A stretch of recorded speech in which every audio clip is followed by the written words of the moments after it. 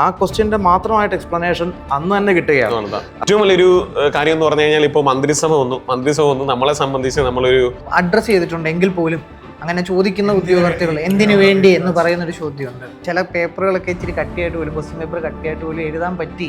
10th പ്രിലിംസിന് ഉണ്ടായിരുന്ന സ്റ്റുഡൻസിന് ഒരു ചെറിയൊരു ചോദ്യചിഹ്നമായിരുന്നു മലയാളം ഇംഗ്ലീഷും. പിന്നെ ആ ക്ലാസ് കിട്ടുമ്പോൾ അത് കുറെ കൂടി ഗുണകരമായി മാറുകയും ചെയ്യും. അപ്പോൾ നമുക്കൊരു ടോപ്പിക്ക് കഴിയുമ്പോൾ എല്ലാവരെയും പരിഗണിച്ച് ഈ കോൺസെപ്റ്റ് ഏറ്റവും നന്നായിട്ട് അവരിലേക്ക് എത്തിച്ച് മെന്റേഴ്സിനെ നമുക്ക് പറയാതിരിക്കാനും പറ്റത്തില്ല. കാര്യം എങ്ങനെ കണക്ട് ചെയ്യാം, വളരെ സിമ്പിളായിട്ട് ഇത് എങ്ങനെ കോഡൊക്കെ വെച്ച് കണക്ട് ചെയ്യാം എന്നുള്ളൊരു ഇത്രയും പഠിച്ചാലേ നമുക്ക് മാർക്ക് കിട്ടുമെന്നും പറഞ്ഞൊരു ചിന്ത കുട്ടികളിലുണ്ട്. ക്വിസ് ലെവൽ ചോദ്യമൊക്കെ വരുന്നുണ്ട്. ആദ്യം വരുന്ന വീഡിയോ എന്ന് പറയുന്നത് ജെറിൻ സാർ ഈ ഡിഗ്രി പ്രിലിംസിന് വേണ്ടിയിട്ടുള്ള ഒരു റിവിഷൻ ബാച്ച് ആരംഭിച്ചുകൊണ്ടാണ്. ഒരു ജനറൽ ഓഡിയൻസിനെ വരെ അഡ്രസ് ചെയ്യാൻ പറ്റുന്നു എന്ന് പറയുന്ന ഒരു സാധനം ഭയങ്കര ഇമ്പോർട്ടൻ്റ് ആയിട്ടുള്ള ഒരു കാര്യമാണ്. ഉദ്യോഗാർത്ഥികൾക്ക് കൂടുതൽ നേട്ടം, റാങ്കിൽ മുമ്പോട്ട് എത്താൻ വേണ്ടിയിട്ട് സഹായിക്കുന്ന ഒരു മേഖലയാണ്. ആ സമയത്തിനുള്ളിൽ പഠിക്കാനായിട്ട് റിട്ടേൺ എങ്ങനെയാണ് കുട്ടികളെ സഹായിക്കാന്ന് അവരുടെ ഭാഗത്ത് നിന്ന് ഒരു ചോദ്യം ഉണ്ടായിരുന്നു. ചെയ്യാൻ പറ്റുന്നതിന്റെ ഏറ്റവും വലിയ ഒരു കാര്യമാണ് നമ്മളിപ്പോൾ ചെയ്തിരിക്കുന്നത് സൂപ്പർ പ്രാക്ടീസ് ബാച്ച്. ശരിക്കും പറഞ്ഞാൽ ഇപ്പം നമ്മുടെ കോഴ്സ് എടുത്ത കുട്ടികൾ പറയുന്നത് എപ്പോൾ നോക്കിയാലും നമ്മുടെ ആപ്പിൽ ഒരു എക്സാം ഉറപ്പായിട്ടും ഉണ്ടായിരിക്കും. ഒരു പടി മുന്നിൽ കാര്യങ്ങൾ കൊടുക്കാൻ കഴിഞ്ഞു. നമ്മുടെ ഓഡിയൻസ് ഭയങ്കര വൈഡ് ആയതുകൊണ്ട് തന്നെ ശരിക്കും ഒരു പഠന നിലവാരം അറിയാൻ പറ്റും. നമ്മൾ എന്താണോ അവരോട് പറഞ്ഞിരിക്കുന്നത് അത് നമ്മൾ കൃത്യമായിട്ട് ചെയ്യുന്നു. ഒരുപക്ഷെ ഒരു പടി മുകളിൽ. സർ, അവിടെ ഒരു ചാലഞ്ച് നമ്മുടെ LP-UPക്ക്. നമസ്കാരം. റിട്ടേണിൽ നമ്മൾ സക്സസ്ഫുള്ളി കംപ്ലീറ്റ് ചെയ്തൊരു ബാച്ച് ഉണ്ട്. ആ ബാച്ചിനെ കുറിച്ചും ഇപ്പോൾ ഓൺഗോയിങ് ആയിട്ട് ഏതൊക്കെ ബാച്ചുകളാണ് പോകുന്നത്, അതിൽ എന്തൊക്കെ ഫീച്ചേഴ്സാണ് നമ്മൾ പ്രൊവൈഡ് ചെയ്യുന്നത്, ഈ ഫീച്ചേഴ്സൊക്കെ കുട്ടികൾക്ക് എങ്ങനെയാണ് പ്രയോജനം ചെയ്യുന്നത്, ഇതിനെക്കുറിച്ചൊക്കെ ഡീറ്റെയിൽ ആയിട്ട് സംസാരിക്കാനാണ് ഈ സെഷൻ. ഈ പോഡ്കാസ്റ്റിൽ കൂടെ ഉള്ളത് Anand sir, Deepika miss, Vishnu sir, Pramod sir. ഇവരാണ് ഓരോരുത്തരും ഡീറ്റെയിൽ ആയിട്ട് ഓരോ കാര്യങ്ങളെക്കുറിച്ച് ഇവിടെ സംസാരിക്കുന്നതാണ്. നമ്മുടെ ആദ്യത്തെ ബാച്ചായിരുന്നു 10th പ്രിലിംസ്. നമ്മൾ സക്സസ്ഫുള്ളി കംപ്ലീറ്റ് ചെയ്തു. പിള്ളേരുടെ ഫീഡ്ബാക്ക് ഒക്കെ ഗംഭീരമാണ്. ദീപിക മിസ്, എങ്ങനെയായിരുന്നു ആ ബാച്ചിലെ ഒരു ജേർണി? അതായത് മാത്സിന് വേണ്ടിയിട്ടുള്ളൊരു യൂട്യൂബ് ചാനൽ എന്നതിൽ നിന്ന് മാറിയിട്ട് റിട്ടേൺ ഒരു ആപ്ലിക്കേഷനായിട്ട് വളർന്ന് പിന്നെ നമ്മുടെ ഒരുപാട് എഡ്യൂക്കേറ്റേഴ്സ് പല സബ്ജക്റ്റിന് വേണ്ടിയിട്ട് ഇതിലേക്ക് ജോയിൻ ചെയ്ത് അങ്ങനെ നമ്മൾ നമ്മുടെ ആദ്യത്തെ ഫ്രീ ബാച്ച് കഴിഞ്ഞ ഏപ്രിലിൽ ലോഞ്ച് ചെയ്തിട്ടുണ്ടായിരുന്നു. 10th പ്രിലിംസിന് വേണ്ടിയിട്ടുള്ളൊരു ഫ്രീ ബാച്ച് ആയിരുന്നു. അപ്പോൾ ട്രിക്ടേൺ ആദ്യമായിട്ടൊരു ബാച്ച് ലോഞ്ച് ചെയ്യുന്നു എന്ന് പറയുമ്പോൾ കുട്ടികൾക്കൊരു എക്സ്പെക്ടേഷൻ ഉണ്ടാകും, എങ്ങനെയൊക്കെ എന്തൊക്കെ എത്ര ഡെപ്തിൽ ഇതെങ്ങനെ വരും എന്നുള്ളത്. ഷുവറായിട്ടും അതെ. അപ്പോൾ അവരെന്താണോ എക്സ്പെക്ട് ചെയ്തത്, ഞാൻ മനസ്സിലാക്കിയിടത്തോളം നമുക്കതിൽ ഒരു പടി മുന്നിൽ കാര്യങ്ങൾ കൊടുക്കാൻ കഴിഞ്ഞു, നമ്മളെ കൊണ്ട് സാധിച്ചു എന്നുള്ളതാണ്. അതെ, ആ ബാച്ചിന് ഭയങ്കര ഒരു ചലഞ്ചും ഉണ്ടായിരുന്നു. കാരണം വളരെ കുറഞ്ഞ ദിവസങ്ങളിലുള്ള എക്സാം വരാൻ പോകുന്ന ഒരു ബാച്ചായിരുന്നു. അതെ. പക്ഷെ നമ്മൾ ഒരിക്കലും ഒരു 10th പ്രിലിംസിന് വേണ്ടി അല്ലെങ്കിൽ ഒരു ഫ്രീ ബാച്ചിന് എന്ന നിലയ്ക്കല്ല അതിനകത്ത് കോണ്ടന്റ് കൊടുത്തത്. എല്ലാ എഡ്യൂക്കേറ്റേഴ്സും അവരുടെ സബ്ജക്റ്റ് 10th പ്രിലിംസ് ആണ് സിലബസ് എങ്കിലും അതിന് ഒരു പടി മുന്നിൽ കുറച്ച് കാര്യമായിട്ട് കുറച്ച് ഡെപ്തിലേക്ക് വേണ്ട പോയിന്റൊക്കെ കവർ ചെയ്തിട്ട് ഏറ്റവും അടിപൊളിയായിട്ട് ഏറ്റവും ഭംഗിയായിട്ട് നമ്മൾ ആ ബാച്ച് അവസാനിപ്പിച്ചു.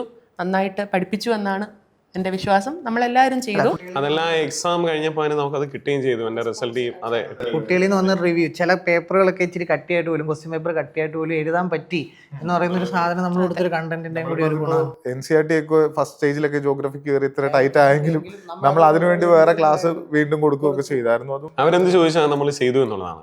അതെ, ഒരു സാറ്റിസ്ഫാക്ഷൻ ഫീൽ ചെയ്തു എന്ന് പറയുന്നത് ഭയങ്കര ഇമ്പോർട്ടൻ്റ് ആയിട്ടുള്ള കാര്യമാണ്. ശരിയാ. ഇനിയിപ്പോൾ വരുന്ന ഓഗസ്റ്റ് 22 ഒരു സ്റ്റേജ് കൂടി നടക്കാനുണ്ട്. അവർക്കും തീർച്ചയായിട്ടും എന്തായാലും അത് പ്രയോജനമായിരിക്കും, നമുക്ക് ഉറപ്പാണ്. എല്ലാ സ്റ്റേജുകാർക്കും വേണ്ടി മാരത്തോൺ നടത്തി. അതേപോലെ മാരത്തോൺ ഉണ്ടായിരുന്നു, റിവിഷൻ ക്ലാസ്സുകൾ യൂട്യൂബിലും നമ്മൾ കൊടുത്തു, ഈവൻ ബാച്ച് ഉണ്ടായിരുന്നിട്ട് പോയി. അതെ. നമ്മൾ റിവിഷൻസ് കൂടുതൽ പോയി എന്നുള്ളതും അവർക്ക് വളരെ പ്രയോജനം ചെയ്തിട്ടൊരു കാര്യമായിരുന്നു.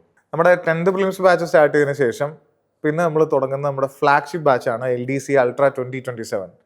ആ ബാച്ചിൽ നമ്മൾ മൊഡ്യൂളുകളായിട്ട് സെറ്റ് ചെയ്ത് സിലബസിനെ അങ്ങനെ ഒന്ന് ഡിവൈഡ് ചെയ്തായിരുന്നു. 10 മൊഡ്യൂളാക്കിയിട്ട് നമ്മൾ അതിലൊരു മൊഡ്യൂൾ നമ്മൾ ഫിനിഷ് ചെയ്തു. ഇനി അവർക്ക് നമ്മൾ എക്സാമും ഒരു മൊഡ്യൂൾ കഴിഞ്ഞതിന് ശേഷം നമ്മൾ എക്സാമും കാര്യങ്ങളൊക്കെ ഉണ്ട് എന്ന് നമ്മൾ എന്താണ് അവരോട് നമ്മൾ പറഞ്ഞത് അതെല്ലാം നമ്മൾ വളരെ ഭംഗിക്ക് വളരെ സിസ്റ്റമാറ്റിക്കായിട്ട് തന്നെയാണ് LDC ബാച്ചിൽ നമ്മൾ എന്ത് ചെയ്യുന്നത് പോകുന്നത്. കാര്യം ഇനി ഇപ്പോൾ ഇവിടെ ഒരു കാര്യം എന്ന് പറഞ്ഞു കഴിഞ്ഞാൽ ആദ്യം LDC ബാച്ച് നമ്മൾ തുടങ്ങി, ആ LDC ബാച്ച് നമ്മൾ ക്ലോസ് ചെയ്തിരിക്കുന്നു. അത്രയും സ്റ്റുഡൻസ് എന്താ പറയുന്നത് നമ്മുടെ ആ ക്ലാസിന്റെ അല്ലെ ഫീഡ്ബാക്ക് വെച്ച് അവരെ ഹാൻഡിൽ ചെയ്യാൻ പറ്റുന്ന ഒരു ലിമിറ്റിനപ്പുറത്തേക്ക് പോയപ്പോൾ അവർക്ക് കൊടുക്കേണ്ട ഒരു അറ്റൻഷൻ നമുക്ക് ഉറപ്പുവരുത്താനാണ് ശരിക്കും പറഞ്ഞാൽ നമ്മൾ ആ ബാച്ചിനെ ക്ലോസ് ചെയ്ത് അല്ലെ. ഇനിയിപ്പം ഇതിൽ വരുന്ന ഒരു പ്രധാനപ്പെട്ട ഒരു കാര്യം 10th പ്രിലിംസിന് ഉണ്ടായിരുന്ന സ്റ്റുഡൻസിന് ഒരു ചെറിയൊരു ചോദ്യചിഹ്നമായിരുന്നു മലയാളം ഇംഗ്ലീഷും. അതെ അല്ലേ? ഡിഗ്രി LGS കഴിഞ്ഞ് എഡ്ലിയിലേക്ക് വന്നപ്പോഴത്തേക്ക് മലയാളവും ഇംഗ്ലീഷും കൂടെ ആഡായി. നമ്മുടെ ഫ്രീ ബാച്ചിൽ ആദ്യത്തെ കുറേ കാര്യങ്ങൾ അവർക്ക് കിട്ടാൻ പ്രതീക്ഷിച്ചതിന് അപ്പുറത്തേക്ക് കിട്ടി. ഇനി മലയാളവും ഇംഗ്ലീഷ് എന്തെന്നായിരുന്നു അത് നമ്മുടെ LDC ബാച്ചിൽ മലയാളം ഇംഗ്ലീഷും ആടായി. ഫസ്റ്റ് മോഡ്യൂൾ കഴിഞ്ഞു, അതിൻ്റെ എക്സാം കഴിഞ്ഞു, അടുത്ത മോഡ്യൂൾ സ്റ്റാർട്ട് ചെയ്യുന്നു. അങ്ങനെ കൃത്യമായിട്ട് 10 മോഡ്യൂളായിട്ട് തരംതിരിച്ച് ആ ഓരോ മോഡ്യൂളും കവർ ചെയ്ത് അതിൻ്റെ എക്സാംസ് നടത്തി. അത് കൃത്യമായിട്ട് വീക്ക്ലി എക്സാം ആയാലും SCRT എക്സാം ആയാലും ഡെയിലി എക്സാം ആയാലും നമ്മൾ എന്താണോ അവരോട് പറഞ്ഞിരിക്കുന്നത് അത് നമ്മൾ കൃത്യമായിട്ട് ചെയ്യുന്നു. ഒരുപക്ഷെ ഒരുപടി മുകളിൽ സ്റ്റഡി പ്ലാൻ ഉണ്ട്. അതാണ് ഇതിനകത്ത് ഏറ്റവും പ്രധാനപ്പെട്ട. അതായത് റിവിഷൻ ചെയ്യാൻ പറ്റണം ഒരു ബാച്ച് കയറുമ്പോൾ, ഒരു എക്സാം LDC സംബന്ധിച്ച് അതിലെല്ലാവരും സ്റ്റുഡൻസ് എല്ലാം ഓക്കെ ആണ് എന്നുള്ളത്. അതിൽ ഏറ്റവും പ്രധാനപ്പെട്ട ഒരു കാര്യം കൃത്യമായ ടൈം സ്ലോട്ടിൽ നമ്മൾ ക്ലാസ്സുകൾ കൊടുക്കുന്നു. ഈ ബാച്ചിന് ഈ സമയത്താണ് ക്ലാസ് എന്ന് പറഞ്ഞിട്ടുണ്ട്. അല്ലാതെ ഒരു ദിവസം 5-6 ക്ലാസ് ഒന്നിലേക്ക് പോകുന്നില്ല. അതുകൊണ്ട് അവർക്ക് ഓവർലോഡ് ആയിട്ട് തോന്നുന്നു. അതെ പിന്നെ നമുക്ക് സൺഡേ ഒരു ദിവസം അവർക്ക് കൊടുത്തിട്ടുണ്ട്. അതേപോലെയാണ് നമ്മൾ LP UPക്കും കറക്റ്റ് അവർക്ക് ഒരു ടൈം നമ്മൾ ഫിക്സ് ചെയ്തിട്ടുണ്ട്. ആ ടൈമിനപ്പുറം നമ്മൾ എന്ത് ചെയ്യുന്നില്ല, ക്ലാസ്സും കാര്യങ്ങളൊന്നും പോകുന്നില്ല. അതേ പാറ്റേൺ ഈ പറഞ്ഞ പോലെ മൊഡ്യൂൾ നമ്മൾ സെറ്റ് ചെയ്ത് അതിനുശേഷം LDC LP UP ഒരേ സ്ട്രക്ചറിൽ തന്നെ റൺ ചെയ്യുന്ന വളരെ ലോങ് ടൈം ആയിട്ടുള്ള നമ്മളെ സംബന്ധിച്ച് കുറച്ച് ദിവസങ്ങൾ കൊണ്ട് ഒരു വലിയൊരു വിജയം തന്നെയാണ് LD ബാച്ച്. അതാണ് റിട്ടേണിന്റെ ഒരു സ്റ്റൈലാ.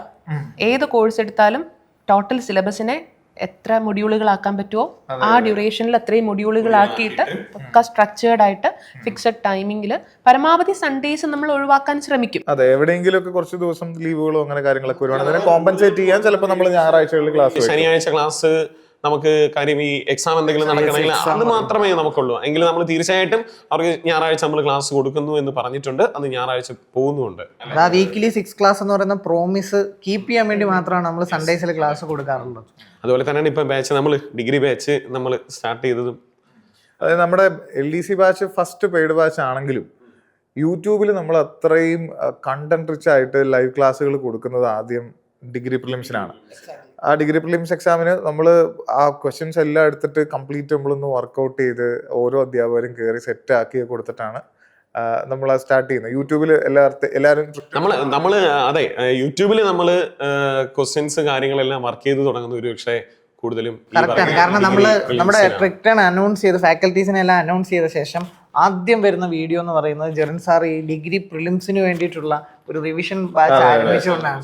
നമ്മുടെ എല്ലാ ഫാക്കൽറ്റീസും ശരിക്കും യൂട്യൂബിലേക്ക് ഇൻട്രൊഡ്യൂസ് ചെയ്യപ്പെടുന്നത് ഈ പറയുന്ന ഡിഗ്രി ലെവൽ എക്സാമുകൾക്ക് വേണ്ടിയിട്ടുള്ള റിവിഷൻ ക്ലാസ്സുകളുമായിട്ടാണ്. അപ്പോൾ ആ രീതിയിൽ ഡിഗ്രി ബാച്ച് എന്ന് പറയുന്നത് നമ്മളെ സംബന്ധിച്ചിടത്തോളം പ്രസ്റ്റീജിയസ് ആയിട്ടുള്ള ബാച്ചാണ്.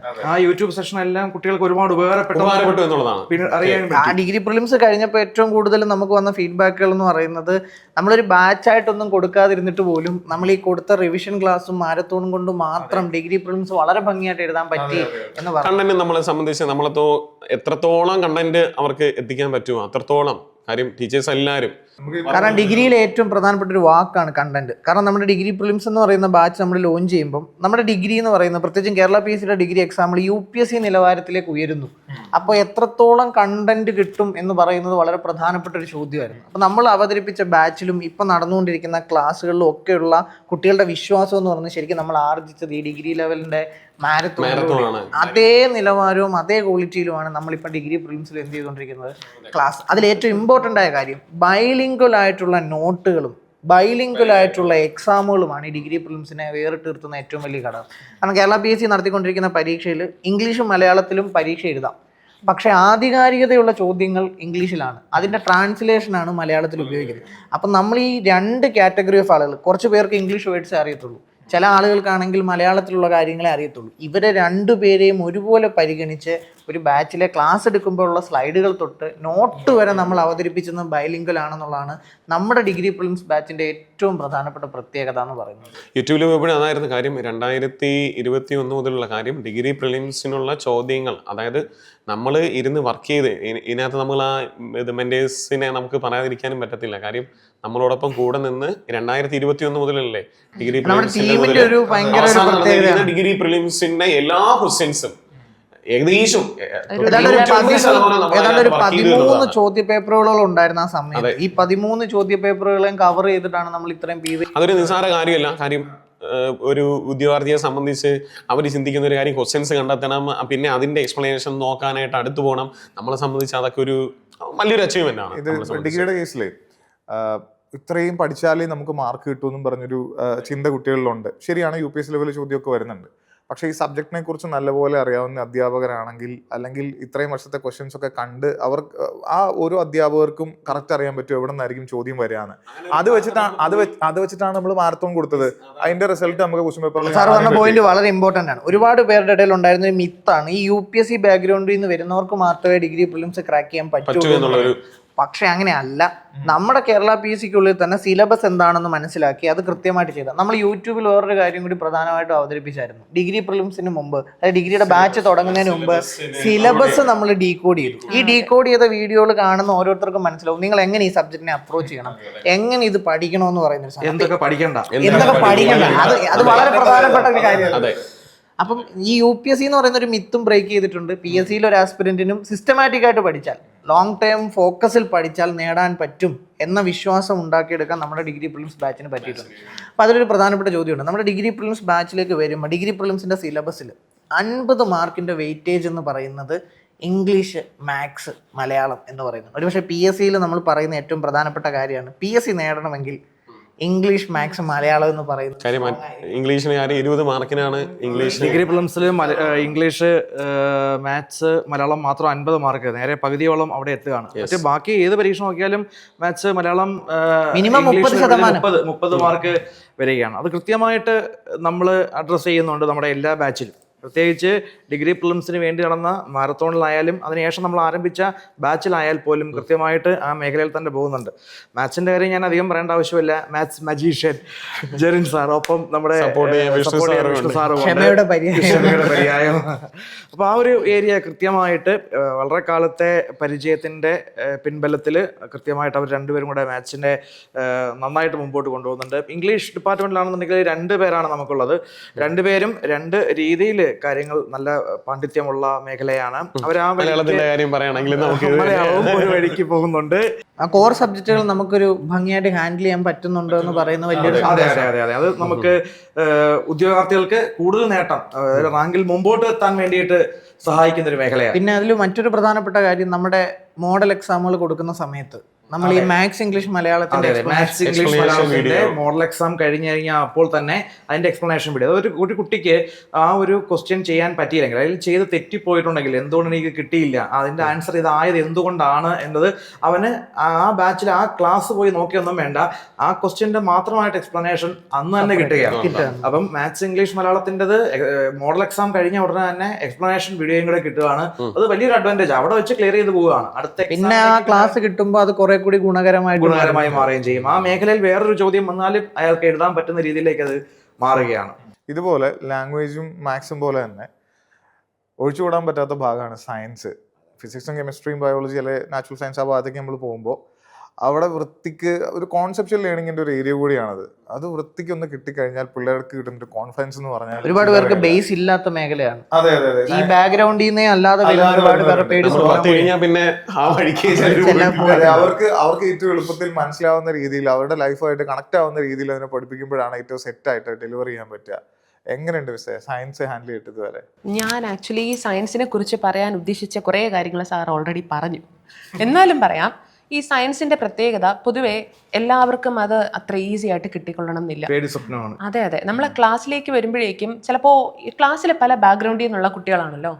നന്നായിട്ട് സയൻസ് അറിയുന്നവരുണ്ടാകും, മീഡിയം ഒക്കെ ഉണ്ടാകും, അതെ തീരെ ഒട്ടും തന്നെ അറിഞ്ഞുകൂടാതെ വന്നിരിക്കുന്ന കുട്ടികളുണ്ടാകും. അപ്പോൾ നമുക്കൊരു ടോപ്പിക്ക് കഴിയുമ്പോൾ എല്ലാവരെയും പരിഗണിച്ച് ഈ കോൺസെപ്റ്റ് ഏറ്റവും നന്നായിട്ട് അവരിലേക്ക് എത്തിച്ച് എങ്ങനെ ആ ചോദ്യം, പണ്ടൊക്കെ ഇപ്പോൾ ആറ്റത്തിന്റെ ഉപജ്ഞാതാവാര് ജോൺ ഡാൾട്ടൺ കഴിഞ്ഞു, പണ്ട് എന്ത്, ആര്, ഏത് കഴിഞ്ഞു. ഇപ്പോൾ എന്തുകൊണ്ട്, എങ്ങനെ, ഇത് ആപ്ലിക്കേഷൻ സ്റ്റേറ്റ്മെന്റ് രൂപത്തിൽ വന്നു തുടങ്ങിയപ്പോൾ വെറുതെ കോൺസെപ്റ്റ് ഇങ്ങനെ കാണാതെ പഠിച്ചിട്ട് നടക്കില്ല. കാണാതെ പഠിക്കുന്ന ഒരു സംഗതി ഇപ്പോൾ സയൻസിലേക്കില്ല. അതിപ്പോൾ ഇനിയിപ്പോൾ LGSനായാലും ഇപ്പോൾ നിങ്ങൾക്ക് ഇപ്പോൾ കുട്ടികൾക്ക് ക്വസ്റ്റ്യൻ പേപ്പറൊക്കെ എടുത്ത് നോക്കുമ്പോൾ അറിയാം, 2025 പ്രിലിംസിൽ ഒരു ക്വസ്റ്റ്യനിൽ ക്വാർക്ക് സംയോജനവും പ്രോട്ടോണും ന്യൂട്രോണും, അതായത് ഒരു 12th ലെവലിലെ കുട്ടിക്ക് പോലും അവർ എക്സ്പെക്ട് ചെയ്യാത്തൊരു ചോദ്യമാണ്. നല്ല റേഞ്ചിൽ നിന്ന് ചോദിച്ച് സിലബസിനുള്ളിലുള്ള ക്വസ്റ്റ്യൻ അല്ലെങ്കിൽ കോൺസെപ്റ്റ് തന്നെയാണ്, പക്ഷെ ചോദ്യം ചോദിച്ച സ്റ്റാൻഡേർഡ് വളരെ കൂടുതലാണ്. ഇപ്പൊ കഴിഞ്ഞ പ്രോബ്ലംസ് ചോദിക്കുന്നു. ഇപ്പൊ കഴിഞ്ഞ എക്സാമിന് ബയോളജി വിത്തിൻ ദ സിലബസ് എന്ന നല്ല നിലവാരമുള്ള ചോദ്യങ്ങളാണ്. അപ്പം അങ്ങനെ ചോദ്യങ്ങൾ വരുമ്പോൾ സയൻസിനെ നമുക്ക് എല്ലാ കോൺസെപ്റ്റും അവർക്ക് മനസ്സിലാവുകയും വേണം, എന്നാൽ അത് ഈസി ആയിട്ട് തോന്നുകയും വേണം. അപ്പോൾ ഫിസിക്സ് ആയാലും കെമിസ്ട്രി ആയാലും ബയോളജി ആയാലും മാക്സിമം സാറ് പറഞ്ഞ പോലെ നമ്മുടെ ഡെയിലി ലൈഫുമായിട്ട് കണക്ട് ചെയ്ത് ഏറ്റവും സിമ്പിളാക്കി ആ വലിയൊരു സാധനത്തിനെ മാക്സിമം കട്ട് ചെയ്ത് അതിനെ വീണ്ടും പല മൊഡ്യൂളാക്കി തിരിച്ചിട്ട് അവർക്ക് പറ്റുന്ന പോലെ നമ്മൾ എന്ത് ചെയ്യും, ഏറ്റവും സിമ്പിളാക്കി മനസ്സിലാക്കി നമ്മുടെ നിത്യജീവിതത്തിലെ കാര്യങ്ങളൊക്കെ ആയിട്ട് കണക്ട് ചെയ്ത് ഇങ്ങനെ പറഞ്ഞു കൊടുക്കുമ്പോൾ അവർക്കത് ഇൻട്രസ്റ്റിംഗ് ആവും, അവർക്ക് ഹാപ്പി ആവും. അതെ, അത് മാത്രമല്ല എനിക്കൊരു കാര്യം ആഡ് ചെയ്യാനുള്ളത്, നമ്മളിത് ക്ലാസ്സുകളിൽ കൊടുക്കുന്ന മാത്രമല്ല, നമ്മൾ പല ഷോർട്സിലും അതൊക്കെ കൊടുത്തിട്ടുണ്ട്. അത് പിന്നീട് പരീക്ഷയ്ക്ക് ചോദിക്കുകയും ചെയ്യുന്നുണ്ട് എന്നുള്ളതാണ്. മറ്റേ മിസ് ചെയ്ത പ്ലാസ്റ്റിക്കുമായിട്ട് ബന്ധപ്പെട്ട റിലേറ്റഡ്. അത് ഒരുപക്ഷെ നമ്മുടെ ഓഡിയൻസിനൊക്കെ കടന്ന് പുറത്തേക്ക് വലിയൊരു വ്യൂ കിട്ടിയത് അപ്പോഴാണ് ഈ പറയുന്ന സാധനത്തിന്റെ പ്രാധാന്യം. ഒരു ജനറൽ ഓഡിയൻസിനെ വരെ അഡ്രസ് ചെയ്യാൻ പറ്റുന്നു എന്ന് പറയുന്ന ഒരു സാധനം ഭയങ്കര ഇമ്പോർട്ടന്റ് ആയിട്ടുള്ള ഒരു കാര്യമാണ്. സയൻസിലും എനിക്ക് തോന്നുന്നു കുട്ടികൾ ഹാപ്പിയാണ്. ഈ പറഞ്ഞ പോലെ മാർക്ക് ഡിസ്ട്രിബ്യൂഷൻ വെച്ച് നോക്കുമ്പോൾ വളരെ പ്രാധാന്യമുള്ള കുറച്ച് സബ്ജക്റ്റുകളാണ് കറണ്ട് അഫേഴ്സ്, ആർട്ട് ആൻഡ് കൾച്ചറൊക്കെ. കറണ്ട് അഫേഴ്സും ആർട്ട് ആൻഡ് കൾച്ചറും എല്ലാ എക്സാമുകൾക്കും ഒരുപോലെ പ്രാധാന്യമുള്ളതാണ്. പ്രമോദ് സാർ, എങ്ങനെയാണ് ഓരോ ബാച്ചിലും ഇതിൻ്റെ ഒരു ഇമ്പോർട്ടൻസ്? ഇതിപ്പോൾ ഡിഗ്രി പ്രിലിംസിനോട് നോക്കുകയാണെങ്കിൽ നമുക്ക് LD-യെക്കാളും മാർക്ക് കൂടുതലുണ്ട് ആർട്ട്, കൾച്ചർ, സ്പോർട്സ്, ലിറ്ററേച്ചർ. പക്ഷെ ഓരോ മാർക്കും നമുക്ക് വിലപ്പെട്ടതാണ് ആർട്ട്, കൾച്ചറിന്. എനിക്കൊന്ന് ഏകദേശം 2021 ശേഷമാണ് ഈ ആർട്ട്, കൾച്ചർ, സ്പോർട്സ്, ലിറ്ററേച്ചർ ഈ സാധനങ്ങൾ കൂടുതലും കറക്റ്റായിട്ട് കാര്യം PSC സിലബസിൽ തന്നെങ്കിൽ പോലും കൂടുതൽ ഇത്ര മാർക്കിനുണ്ട് എന്ന് പറഞ്ഞതിന് ശേഷം കൂടുതൽ ചോദിച്ചു തുടങ്ങിയത് ഈ വർഷങ്ങൾക്ക് ശേഷം ആണെങ്കിൽ കൊറോണയ്ക്ക് ശേഷം ചോദ്യങ്ങൾ കൂടുതൽ വന്നു എന്ന് പറയാം. Rank making ചോദ്യങ്ങളായിരുന്നു. ഓക്കെ, നമ്മളെ സംബന്ധിച്ച് എന്തായിരിക്കും PSCയുടെ പ്രഡിക്ഷൻ എന്ന് ഉൾപ്പെടുത്തിക്കൊണ്ട് തന്നെയാണ് കാര്യം. നമ്മൾ ഈ കഴിഞ്ഞിരിക്കുന്ന എക്സാമുകൾ എടുത്ത് വെച്ച് നോക്കുകയാണെങ്കിൽ പോലും അതിനകത്ത് ഈ നമ്മൾ ഈ പറഞ്ഞിരിക്കുന്നതിൽ നിന്നും 90% ചോദ്യങ്ങളും നമ്മളിപ്പോൾ ഡിഗ്രി പ്രിലിംസ് നമ്മൾ മാരത്തോൺ പോയിരുന്നാലും അതിനകത്ത് നിന്നൊക്കെ ആയിരുന്നു ചോദ്യങ്ങൾ വന്നിരുന്നു. അതേപോലെ ഇമ്പോർട്ടൻ്റ് ആയിരിക്കുന്ന ഒരു പ്രധാനപ്പെട്ട ഒരു സബ്ജക്റ്റാണ് നമ്മുടെ കറണ്ട് അഫയേഴ്സ്. ഏകദേശം 20 മാർക്കിനാണ് നമുക്ക് LD-ക്ക് തന്നെ 20 മാർക്കിനാണ്. ഉദ്യോഗാർത്ഥിയെ സംബന്ധിച്ച് അറിയാലോ, ഇപ്പൊ കറണ്ട് അഫെയർ എന്ന് പറഞ്ഞാൽ ഇപ്പൊ നമ്മൾ കേരളത്തെ പറ്റി ഒന്ന് പറയണമെങ്കിൽ അടുത്തിൻ്റെ പോകുന്ന ഒരു പക്ഷേ ഏഷ്യക്ക് പുറത്തായിരിക്കും നമ്മൾ സംസാരിക്കേണ്ടി വരിക എന്നുള്ളതാണ്. പഠിപ്പിക്കുമ്പോഴും ഭയങ്കര ബുദ്ധിമുട്ടുള്ള കാര്യമാണ്. ഭയങ്കര ബുദ്ധിമുട്ടാണ്. എങ്ങനെ കണക്ട് ചെയ്യാം, വളരെ സിമ്പിളായിട്ട് ഇത് എങ്ങനെ കോഡൊക്കെ വെച്ച് കണക്ട് ചെയ്യാം എന്നുള്ളൊരു ട്രാക്കാണ് അവർക്ക് കൊടുക്കുന്നത് എന്നുള്ളതാണ്. അതത്രയും ഭംഗിക്ക് എന്നാൽ കഴിയുന്ന രീതിയിൽ വളരെ ഭംഗിക്ക് കാര്യം. ഏറ്റവും വലിയൊരു കാര്യം എന്ന് പറഞ്ഞു കഴിഞ്ഞാൽ ഇപ്പോൾ മന്ത്രിസഭ വന്നു നമ്മളെ സംബന്ധിച്ച് നമ്മളൊരു 15-20 മിനിറ്റിനുള്ളിൽ മന്ത്രിസഭ പ്രഖ്യാപിച്ചു. അത് വിത്ത് കോഡ് സഹിതം, അതിപ്പോൾ യൂട്യൂബിൽ പോയി കഴിഞ്ഞാൽ കോഡ് സഹിതം തന്നെയാണ് നമ്മൾ ആ മന്ത്രിമാരെ എല്ലാം നമ്മൾ ചോദിച്ചു. നമ്മൾ ക്ലാസ്സിൽ കൊടുത്ത ചോദ്യം അതേപോലൊരു ചോദ്യങ്ങൾ വന്നു എന്ന് പറഞ്ഞു കഴിഞ്ഞാലും അത് നമ്മളെ സംബന്ധിച്ച് വലിയൊരു വിജയമാണ്. ഇപ്പൊ ഇതിനിടയിൽ ചിലർക്ക് തോന്നുന്ന ഒരു കാര്യം, ഇത് മാത്രം പഠിച്ചാൽ മതിയോ, അല്ലെങ്കിൽ ഇനി കൂടുതൽ നമ്മളോട് ചോദിച്ചാൽ നമ്മൾ എഴുതണ്ടേ? സർ, അവിടെ ഒരു ചാലഞ്ച് നമ്മുടെ LP-UPക്ക് സബ്ജക്ട് വൈസ് കറണ്ട് അഫയേഴ്സ്. LP-UPയെ സംബന്ധിച്ച് അവർക്ക് സബ്ജക്ട് വൈസ് കറണ്ട് അഫയർ മതി. അവരെ സംബന്ധിച്ച് ഈ പറയുന്ന പോലെ സ്പോർട്സിൽ നിന്ന് അങ്ങനെ അധികം ചോദ്യങ്ങളോ അങ്ങനെ ഒരു ചോദ്യങ്ങളൊന്നും LP-UPക്കില്ല. കാര്യം അവർക്ക് പഠിക്കാനുള്ള സബ്ജക്റ്റിൽ നിന്ന് 2 മാർക്കിനാണ് CA നമ്മളോട് ചോദിക്കുന്നത്. LP-UPയെ സംബന്ധിച്ച് നമ്മൾ അങ്ങനെയാണ് ക്ലാസ് പോകുന്നത്. അവർക്ക് സബ്ജക്ട് വൈസ് കറണ്ട് അഫയർ മാത്രമാണ്. നമ്മളെ സംബന്ധിച്ച് ആ ഒരു കറണ്ട് അഫയർ മാത്രം തന്നെയാണ് പോകുന്നത്. അത് teachers means LP-UP teachers current അഫയേഴ്സിന്റെ ഒരു പ്രിസിഷൻ ഭയങ്കര ഇമ്പോർട്ടന്റ് ആണ്. എല്ലാം വലിച്ചു വാരി പഠിക്കണ്ട, എന്ത് പഠിക്കണോ അത് മനസ്സിലാക്കി പഠിക്കണം. അതെ അതെ ഏകദേശം അതാണ്. പിന്നെ ഇനി അവർക്ക് വേണ്ടിയിട്ട് തന്നെ നമ്മൾ ഈ പറയുന്ന പോലെ ഈ വരുന്ന ഓഗസ്റ്റ് മാസം 17-ാം തീയതി നമ്മൾ ഒരു തൂഫാൻ എന്ന് പറഞ്ഞിട്ട് നമ്മൾ CAക്ക് മാത്രമായിട്ടൊരു ബാച്ച് സ്റ്റാർട്ട് ചെയ്യാണ്. ആ ബാച്ച് നമുക്ക് ആഴ്ചയിൽ 2 ക്ലാസ്സുകളാണ് വരുന്നത്. അവർക്ക് വീക്ക്ലി എക്സാംസ് നമ്മൾ കൊടുക്കുന്നുണ്ട്, മന്ത്ലി എക്സാംസ് കൊടുക്കുന്നുണ്ട്. പോരാഞ്ഞിട്ട് PVQ നമ്മൾ ഡിസ്കസ് ചെയ്യാന്നുള്ളൊരു ട്രാക്ക് ഇട്ടിട്ടുണ്ട്. അപ്പൊ ഇതിനിടയിൽ വരുന്നൊരു സ്വാഭാവികമായിട്ടുള്ളൊരു ചോദ്യം ഉണ്ടായിരിക്കും, എന്തുകൊണ്ടായിരിക്കും നമ്മൾ PVQ ഡിസ്കസ് ചെയ്യുന്നു എന്നുള്ളതായിരിക്കും.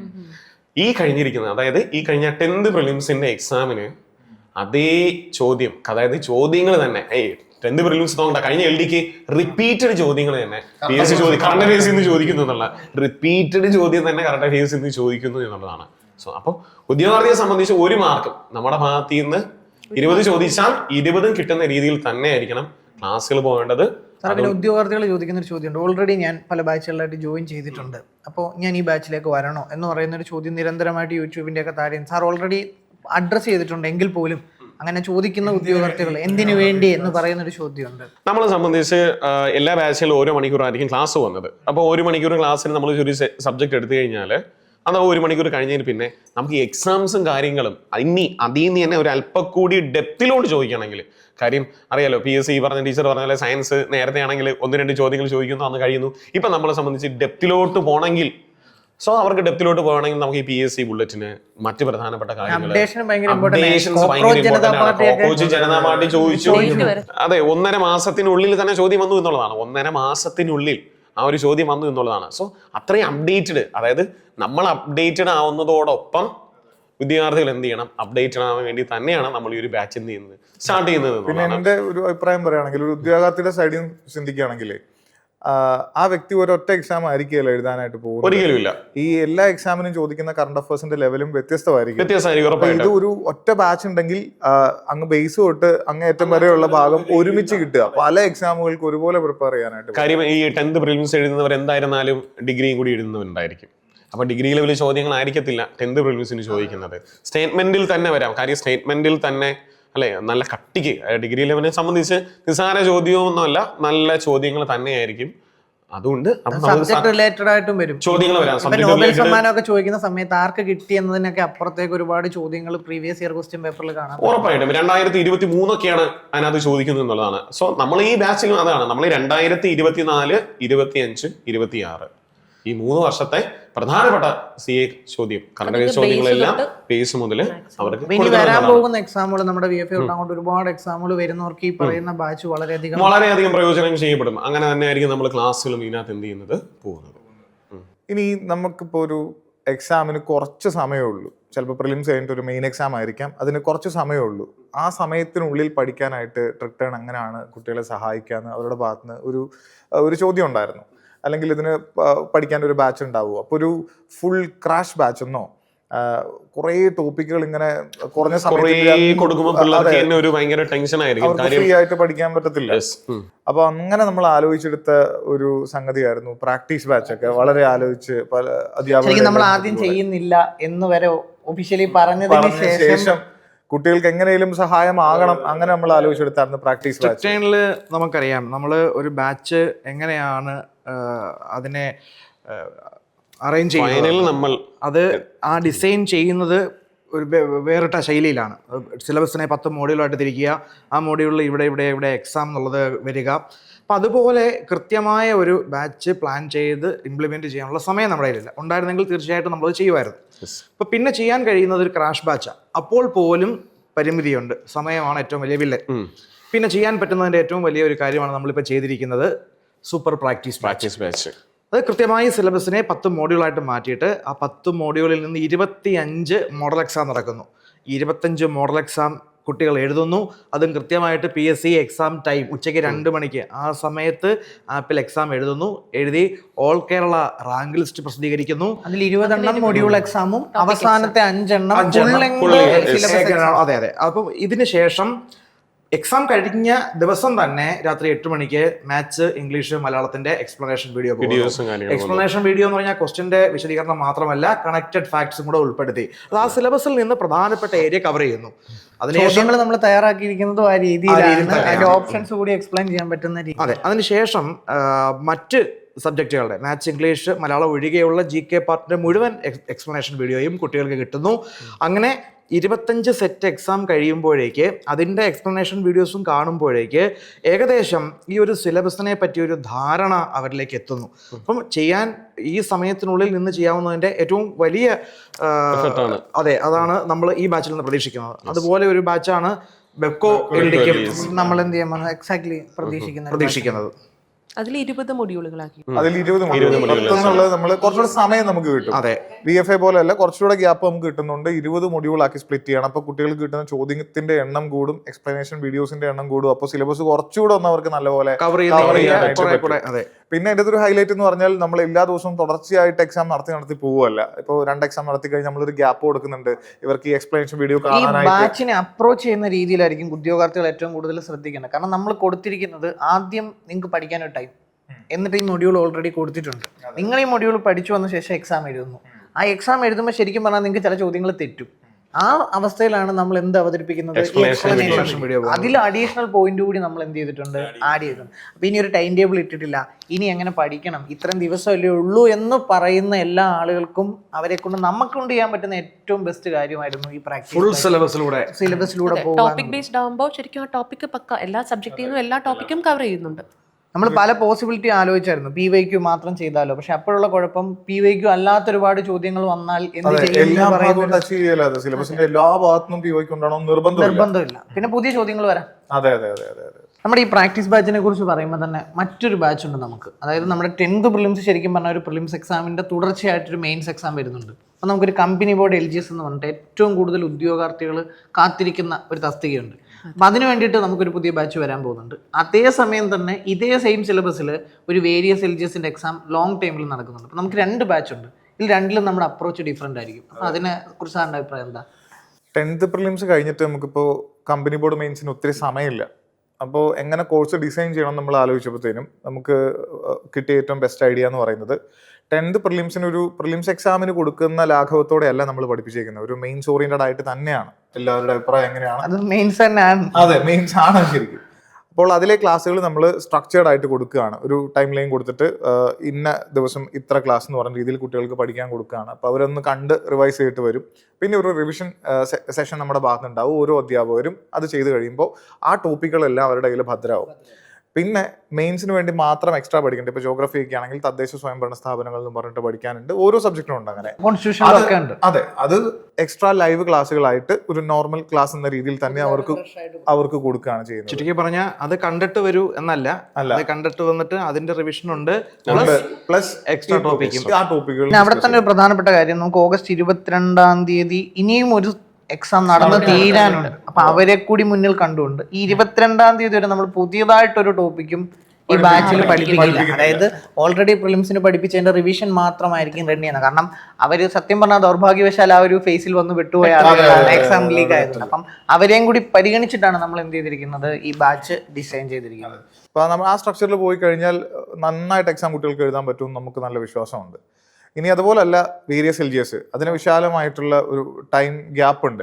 അപ്പൊ അവിടെ പ്രിപ്പയർ ചെയ്യണമെങ്കിൽ സിലബസ് ഒന്നാണ്. പക്ഷേ സിലബസ് രണ്ടിനും ഒന്നാണ്, സമയമുണ്ട്. അപ്പൊ നമ്മൾ ഓരോ ടോപ്പിക്കും ലൈവായിട്ട് അവരെ വൃത്തിക്ക് പഠിപ്പിച്ച് അത് മൊഡ്യൂളാക്കി നമ്മൾ സെറ്റ് ചെയ്തിട്ട് അതിന്റെ റിവിഷൻ എക്സാമും ടോപ്പിക് എക്സാമും എല്ലാം വെച്ചിട്ടായിരിക്കും പോകുന്നത്. ഒരു നോർമൽ ബാച്ച് പോലെ തന്നെ പോകുന്നു. നമ്മുടെ ഒരു ലോങ് ടൈം സിഗ്നേച്ചറുകളെല്ലാം ഉള്ള ബാച്ച് തന്നെ ആയിരിക്കും.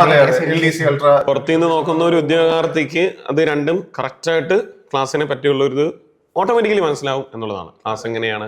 അങ്ങനെ LGS ബാച്ചുകൾ നമ്മുടെ നല്ലപോലെ തന്നെ റൺ ചെയ്ത് പോകും. തുടങ്ങാനുള്ള ബാച്ചിന്റെ പ്ലാനും ഇങ്ങനെ തന്നെയാണ്. ട്രിക്ടേണിന്റെ എടുത്തു പറയേണ്ട കുറച്ച് പ്രത്യേകതകളുണ്ട്. ചിലതൊക്കെ നമുക്ക് മാത്രം അവകാശപ്പെടാൻ സാധിക്കുന്ന ഫീച്ചേഴ്സുമാണ്. അത് ഓരോന്നും ഒന്ന് അഡ്രസ് ചെയ്യേണ്ട അത്യാവശ്യമല്ലേ? തീർച്ചയായിട്ടും അത് വേണം. നമുക്ക് എക്സാമിൽ നിന്ന് തന്നെ തുടങ്ങണം. എക്സാം എല്ലാ ഈ പറയുന്ന മത്സര പരീക്ഷകൾക്കും ഇമ്പോർട്ടൻ്റ് ആണ്. ഒരു ക്ലാസ് കാണുന്നതിനപ്പുറത്തേക്ക് പ്രാക്ടീസ് ചെയ്യാന്ന് പറയുന്നത്. പക്ഷെ അവിടെ നമ്മൾ കൊണ്ടുവന്നിരിക്കുന്ന പ്രത്യേകത എന്താണെന്ന് ചോദിച്ചു കഴിഞ്ഞാൽ സ്ട്രക്ചേർഡ് ആയിട്ടുള്ള ഒരു എക്സാം പാറ്റേൺ നമ്മൾ ഉണ്ടാക്കിയിട്ടുണ്ട്. ശരിക്കും പറഞ്ഞാൽ ഇപ്പം നമ്മുടെ കോഴ്സ് എടുത്ത കുട്ടികൾ പറയുന്നത് എപ്പോൾ നോക്കിയാലും നമ്മുടെ ആപ്പിൽ ഒരു എക്സാം ഉറപ്പായിട്ടും ഉണ്ടായിരിക്കും എന്ന് പറയുന്ന ഒരു സാധനമാണ്. അതിൽ ഏറ്റവും ഇമ്പോർട്ടൻ്റ് ആയിട്ടുള്ള ആദ്യത്തെ എക്സാം എന്ന് പറയുന്നത് വീക്കിലി നമ്മൾ റിവിഷന് വേണ്ടിയിട്ട് എന്ത് ചെയ്യുന്നുണ്ട്, വീക്കിലി എക്സാമുകൾ കണ്ടക്ട് ചെയ്യുന്നുണ്ട്. അത് 6 ദിവസം ക്ലാസ് നടന്നിട്ടുണ്ടെങ്കിൽ ആ നടന്ന ക്ലാസ്സുകളെ പഠിപ്പിച്ചത് എന്തോ അതിനെ ബേസ് ചെയ്തിട്ടുള്ള ഒരു എക്സാം നമ്മൾ എന്ത് ചെയ്യുന്നുണ്ട്, കൊണ്ടുവരുന്നുണ്ട്. അതുപോലെ പ്രധാനപ്പെട്ട ഒന്നാണ് മോഡൽ എക്സാം. നമ്മൾ മൊത്തം ടോപ്പിക്കിനെ 10 ഡിവൈഡ് ചെയ്തിട്ടുണ്ട്. അതിനുശേഷം ഓരോ മോഡ്യൂളും കഴിഞ്ഞ് കഴിയുമ്പം ആ മോഡ്യൂളിൽ പഠിച്ചത് മൊത്തം അവർ കവർ ചെയ്തിട്ടുണ്ടോ എന്ന് അറിയാൻ വേണ്ടിയിട്ട്, അവർക്ക് അവരെ ഒന്ന് അവരുടെ നിലവാരം എന്താണെന്ന് അറിയാൻ വേണ്ടിയുള്ള ഒരു മോഡ്യൂൾ എക്സാം നമ്മൾ കിട്ടിയിട്ടുണ്ടോ എല്ലാം എന്ന് പറയുന്ന ഒരു സാധനം മോഡ്യൂൾ എക്സാം ഉണ്ട്. ഇതുപോലെ നമ്മുടെ ക്ലാസ്സിന്റെ കമന്റ് ബോക്സിൽ വന്നിട്ടും അതുപോലെ മെന്റേഴ്സിനടുത്ത് നമ്മുടെ കുട്ടികൾ ആവശ്യപ്പെടുന്ന വേറൊരു വലിയ എക്സാം ഉണ്ട്, SCRT NCRT. ഏത് ക്ലാസ് എടുത്താലും അല്ലെങ്കിൽ ഏത് എഡ്യൂക്കേറ്റർ പഠിപ്പിക്കുമ്പോഴും തോന്നുമ്പോൾ ഇതിൽ SCRT ഉണ്ടാവോ, ഇതിൽ NCRT ഉണ്ടാവോ.